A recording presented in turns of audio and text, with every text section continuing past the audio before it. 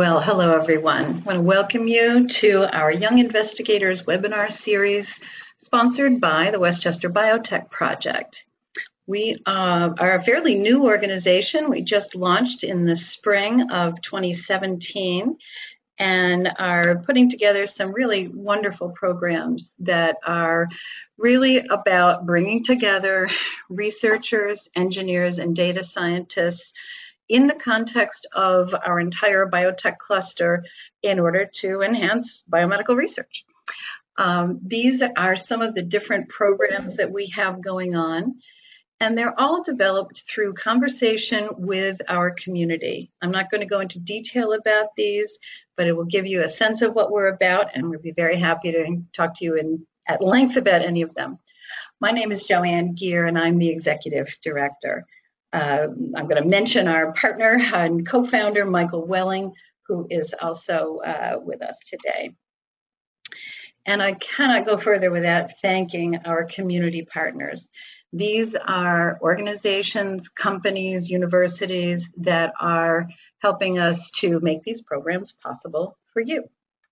This is the Westchester Biotech Project Young Investigators webinar series on effective communication in biomedical research. Today our focus is on peer-to-peer communication with Dr. Laura Green, moderated by Dr. Doreen Badheka. But I'd like to introduce my partner, who is Michael Welling. Michael, do you want to say a few words? Absolutely. Thank you very much. And thank you everyone who's joining us today, and certainly to Laura and Doreen for participating. I'm really excited about today's program because I think it really underscores what the Westchester Biotech Project has been built on, and that is supporting the work of the researchers and the scientists and helping them to grow not just their research, but their opportunities. So I'm excited to hear from both Laura and Doreen and helping to grow our mission here. Thank you, Michael. I just put up a slide of a number of the programs that we have been running and that are in the works for the coming year. And just to say that the Westchester Biotech Project is really an initiative to focus on what's going on in Westchester County, New York, which is just north of New York City and the region, and to really celebrate the research connections between both discovery and clinical researchers in the Westchester region and their collaborators across the country and across the globe. So I'm not going to go through all of these different programs, but I just want to say that all of them came from the idea of a champion, somebody who said, you know what, I think this would be really interesting.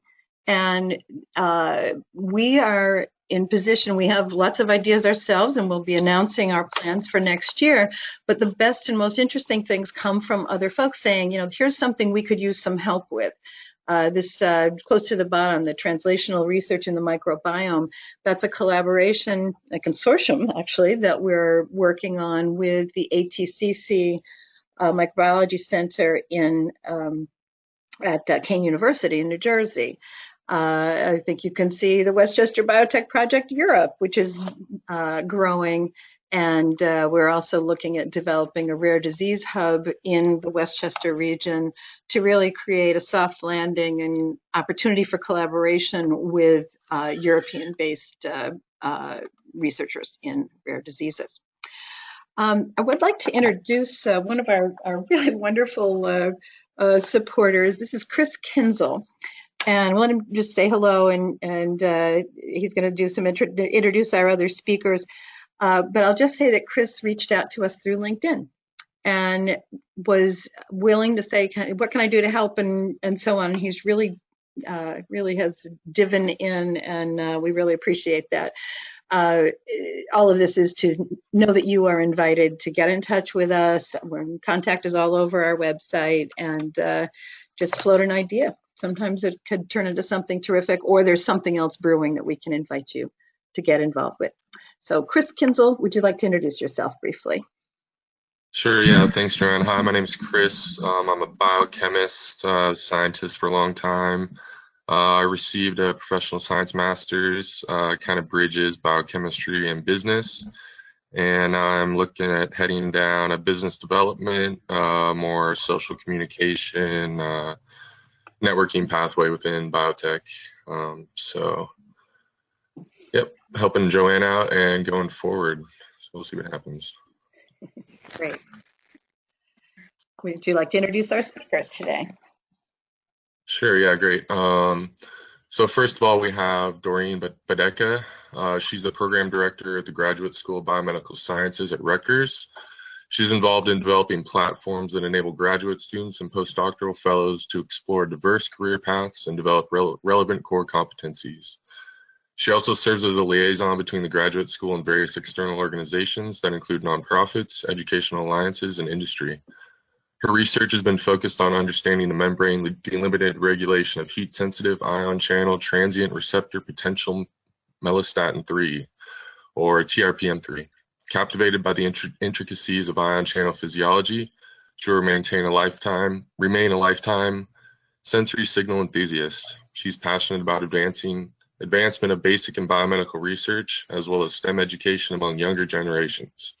She's also, we're proud to have her as a co-chair for our young investigator group, which I'm part of. Secondly, we have Laura. She's been kind enough to speak to us today. She's a consortium project manager in the director's office for clinical research at Fred Hutch, based in Seattle. She's a biomedical scientist, graphic designer, and communication specialist, working to match science stories with audiences and coaching scientific staff at Fred Hutch to engage with members of the public. She earned her Ph.D. at the Victoria University of Wellington and has completed postdoctoral fellowships there and at the Center for Infectious Disease Research, as well as being a visiting scientist at the Theodore Kocher Institute. She's an intrepid traveler and until recently has spent most of her adult life living outside of the U.S. Now she's embarking on a life off the bench and forging a career in visual science communication, which she'll talk to us today about. Well, thank you. Dr. Green, I'm going to make you the presenter now. And you will get a request and you'll be able to share your screen. Hang on. Mm-hmm. You should have a pop-up. Can you see my screen? We can see your screen. Terrific.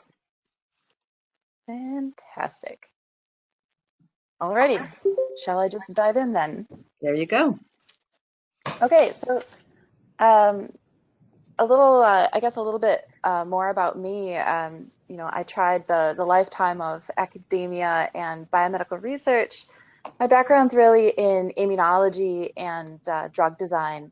And I think I had a light bulb moment a few years ago where I was at a conference and all of my colleagues and peers around me were, saying things like, that was an interesting finding, and I really took away this, and I'm going to try this in the lab.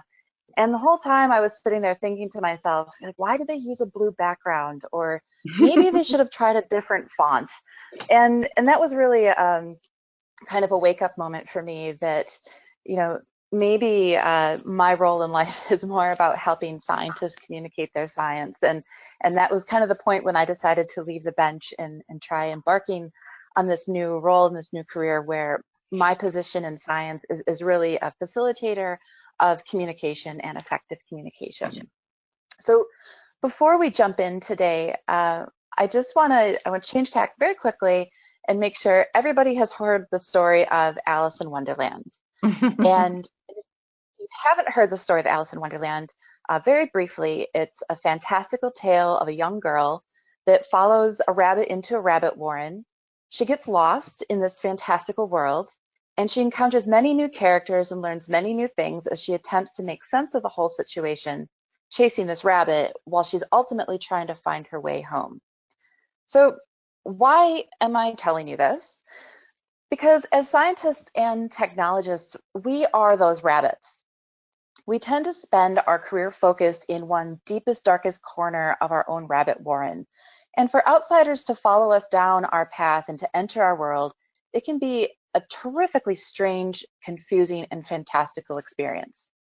So as communicators, which all scientists are, whether they want to be or not, we need to be wildly aware of this experience that is had by our audience. And when I talk to faculty about preparing their presentations for lay audience or public speaking engagements, it's relatively easy to identify jargon and technical terms and other concepts that won't translate. And as we spend most of our efforts focused on understanding these anticipated audiences, you know, it's a common process that we go through. But what I see too often with our faculty is that same consideration to jargon and audience isn't given when they speak and interact with their scientific or technological peers. And that's what we're really here to talk about today, is that science to science translation or peer-to-peer communication for scientists. So what I'd like to do today is talk a little bit about some of those guiding principles for presentation construction, and then share some common mistakes that I encounter in my professional life. And as we go along, feel free to chip in with questions. I think Doreen and Joanne and Chris are there to help moderate. And just as a disclaimer, I'll primarily pick on immunologists and cancer biologists for no other reason than this is my background. So a rabbit warren can be a lot like a maze, and it can go in a lot of different directions. So much like our fields of research, we burrow down into one of these discrete specialized sectors. And when we're preparing to speak and interact with our colleagues, and I should say that you should prepare to speak and not just on the plane the night before, it's important to consider your neighbors in this rabbit warren. So how far up do you have to crawl in this maze to find a branch in common and find that common ground with your neighbor? How many tangents, do you need to come up from in order to find something that you can relate to each other with?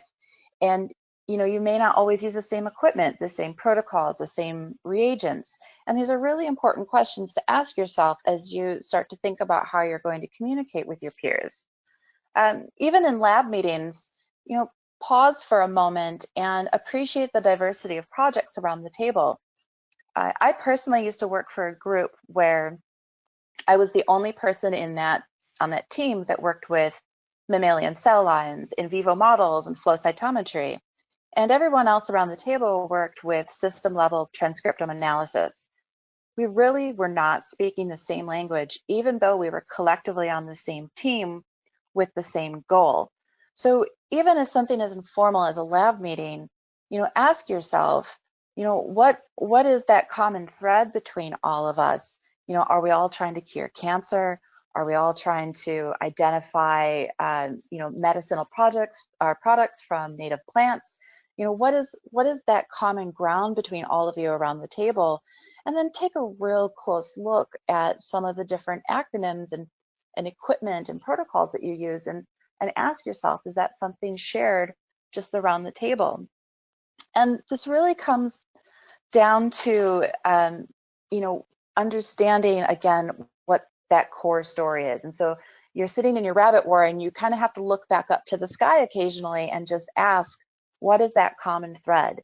And some of the tools that you can use to help prepare to speak with your colleagues are shown here on the slide. So, again, you're clarifying that goal.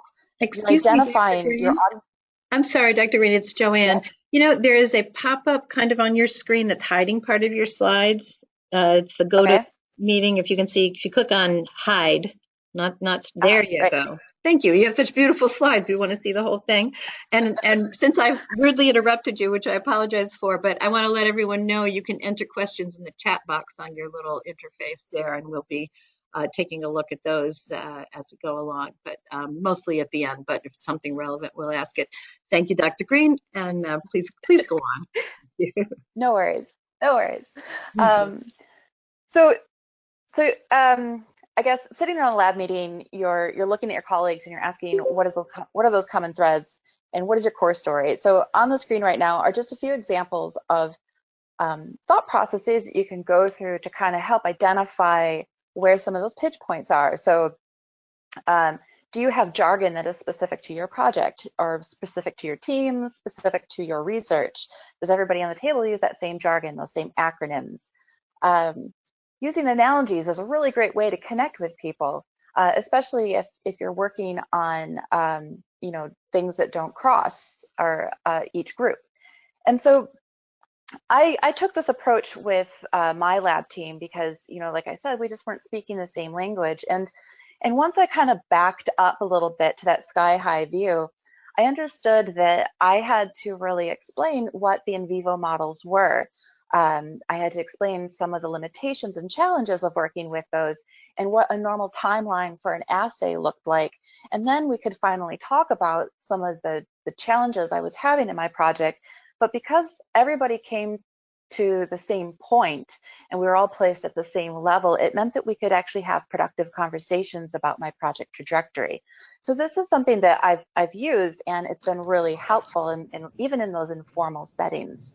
So at the heart of all of this, it really comes down to knowing your audience, and it really pays to put a little bit of effort into those interactions you're going to have and ask some of these questions. So what is their background knowledge? Do they ever use a flow cytometer, and therefore would they ever know what any of these surface markers are? What are cultural influences?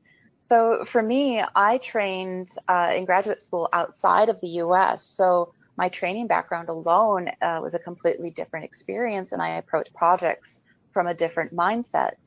What are some of the shared experiences? And this can be even like, do our kids go to the same preschool, or, you know, do I go into the mountains on the weekend? And those are really good sources for analogies going forward, is knowing some of those shared experiences that you might have.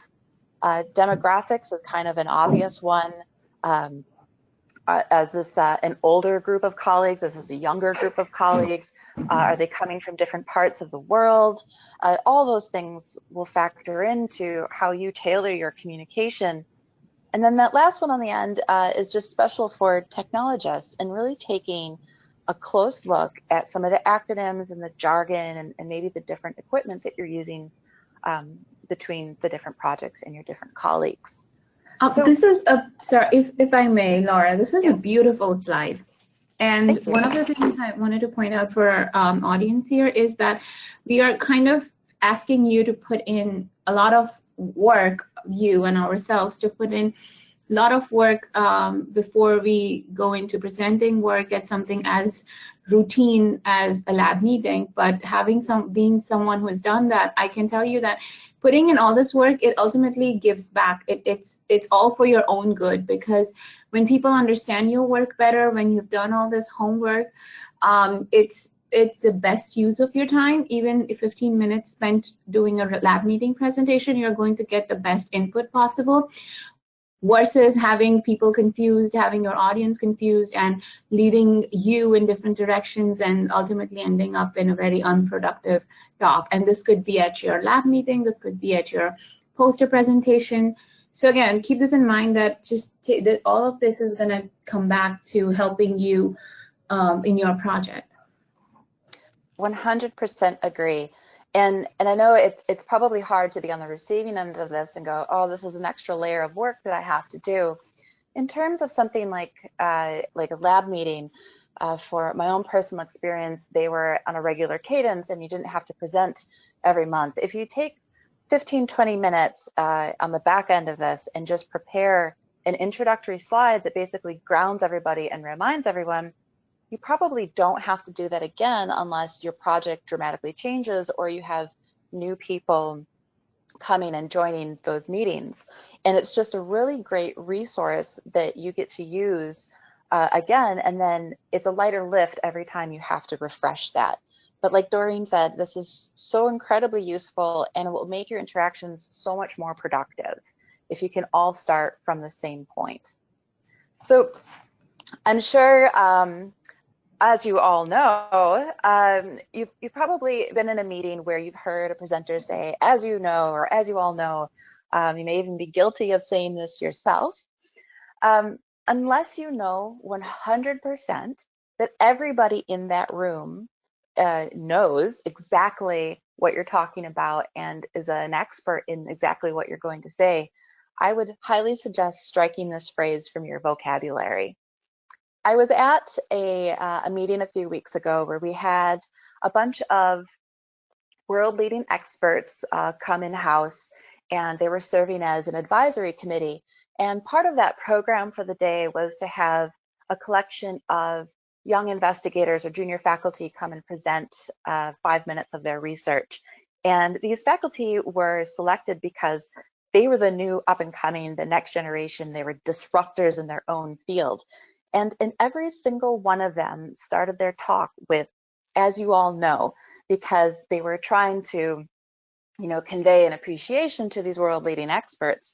But what was lost in that experience was that even though everyone around the table was an expert in their own right, they don't know the intricacies of that one transcription profiling event or that one metabolic pathway that you have dedicated your life to. And so it's really important that you step back again and look up and out to that sky-high view. And unless you're 100% sure, don't assume that everybody knows what it is that you're talking about. And a really good way to kind of get around this and to make sure that everybody is starting on the same page is to use a roadmap for your presentation. So again, this is really focused around what that core story is. What are you trying to tell people? It's that, are you curing cancer? Are you doing this? Are you doing that? And this also takes into appreciation that people learn in different ways. So some people are visual, some people deal with words, some people deal with stories. And so if you can make your talk more accessible, it'll also be more memorable to your audience. And using a roadmap is something that you can kind of give your audience a preview and then refer back to over and over again to kind of keep people on track, especially if you have a very technical story that you're trying to tell. Using real world analogies can also help ground your audience to your core story. For example, I would say cancer metastasis. It's like prisoners escaping from a top security prison. Not all prisoners will escape, but surprisingly, the most successful escapees are those that flee in pairs. And so my research is really trying to understand how those successful escapees are bound together, or even when they know when to leave. So it's kind of a fantastical analogy, but for somebody who learns visually or learns in a different way, as you're telling your story about your metastatic cancer studies, you can kind of picture those two prisoners that are bound together and like, what is it that's really binding them together? And so it's a visual reference point for your audience, and it can be really helpful. So I'm just going to go through a couple of other things that I often see when I'm working with scientific faculty, and a lot of them fall under the category of the cut and paste. We've all been there. We've all had to do it. We've had a meeting or a presentation or a seminar that snuck up on us. And honestly, the easiest thing to do is to cut and paste a figure from your latest publication and then just talk around it. So some of the things that immediately go wrong in this situation is that there's information overload. Especially if you're cutting and pasting from different sources, there's going to be different fonts, different font sizes, different colors, different color schemes, and it can be very overwhelming. And we're all smart people, and something that all smart people do when they're presented with this is we're going to sit here and try and understand every single one of those color differences, or try and figure out where every one of those fonts correlates to on that slide. And what happens when you're presented with too much information is that your audience spends all of their energy and their focus trying to understand every level of detail, and they're not listening to your story. And so they're going to miss the take-home point from that slide or from that image. And so every time you put something into a presentation, it really pays to ask, how is this helping my core story? Is this A, essential, and B, is it helpful? And I'm going to pick on immunologists for a little bit because I think immunologists are really, really good at just taking a panel of dot plots and putting them up there and going, hey, you can see, as you all know, that this is an increased expression, and therefore this is going to work, and that's great, and we've discovered a new therapeutic. So as a card-carrying immunologist, which I don't like to often admit that often, even if it's an immunologist speaking to an immunologist, you use different sets of surface markers and stains. And so even though the thing that you're working on, the dot plot that you're working on, you've studied it, you've looked at it day in and day out, it's very obvious to you that an increase in B220 is a fantastic result. But for somebody in the lab next door that maybe doesn't work with B220 or B cells full stop, that's not going to be an obvious result to them. And so it really pays to kind of take apart these large panels of data and really ask, what is that take-home point, and what do I need to make my statement that won't overwhelm my audience? Because even as an immunologist, I know that I can eventually understand what this dot plot is, but if you say you have an increase in B220, before I can catch up to you with the implications of that result, I need to go back and remind myself, okay, B220 is on B cells. B cells are found here. B cells encounter these cells at these times, and then, this is the implication of having increased expression. So, perhaps show your panel, but then make it disappear and have the one essential dot plot pull out and have a cartoon reminder to remind those people in the audience where that marker sits or what interaction that is responsible for in terms of your story. And again, that can really help put everybody on the same page so that you can actually have a productive conversation about your result. Another thing that I often see is just overload of tables. So disclaimer, this table here is just a random table, and it has nothing to do with the image on the right. But this is part of an experience that I had, and I often have when I listen to clinical researchers. And clinical researchers are kind of a unique category because they're not only dabbling in the bench work and the bench science, but they also interact with patients. And so how they speak about some of these results can sometimes be tainted with clinical terms. And I was at a clinical rounds session, and it began with a, as you all know, and we just had tables and tables of stats like this and clinical data and acronyms and abbreviations. And again, it's pretty good assumption to think that everybody at grand rounds, was going to be a clinician, but we also used, and unknowingly to the presenters, others of us in the Institute use these as opportunities to hear some of the latest research happening in the hands of our physician scientists. And it's a really common thing to take, again, a figure or a table from your paper and copy and paste it, and then just highlight that row that you're looking at. But again, there's so much going on in just this one simple table, and it could be very simple to you and very obvious to you, and you think that you're helping your audience by just highlighting that one row. But when I look at this, I'm trying to understand, what are all of those characters? What are all the superscript parts telling me? What are all the numbers? How does this number differ than every other number in the table? And again, your speaker or you yourself could be 4 slides down the road before I finish answering some of these questions. And for clinical researchers, one thing I like to do for our clinicians is kind of put this back in perspective for our audience. We're talking about human beings, we're talking about people.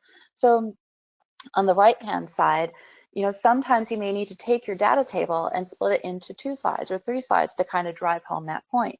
We're talking about person, we're talking about a cohort of people. Again, I'm reminding you in this image, that she has AML. So what is that difference between AML? Because even though we've all heard of it, we're all cancer biologists, I may just need that one brief reminder to remind me what it is that we're actually talking about. And then you can go and talk about some of their different health outcomes or health reminders. So again, it's really assuming that not everybody's on the same page and providing that resource for them. Another fun thing that I see, and I see a lot of this when we're working with a lot of more big data sets now in our transcription profiling and our sequencing abilities, and heat maps are you know, thrown up with great ease and going, see, there was a dramatic effect. And not only am I looking at this trying to understand what are the different colors, what are the different patterns, but you also have all the characteristics down the side. And generally, if you're putting up something that is as complex as this, real importantly, that font size is so tiny that nobody will be able to read any of it or make any sense of it.